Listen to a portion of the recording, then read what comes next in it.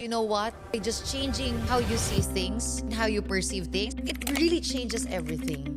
Iniisip mo na, baka dito magbago yung buhay ko. Tanggalin mo yung word na baka. Dapat, I believe and I claim and I know na dito magbabago ang buhay ko. You know what? By just changing how you see things, how you perceive things, it really changes everything.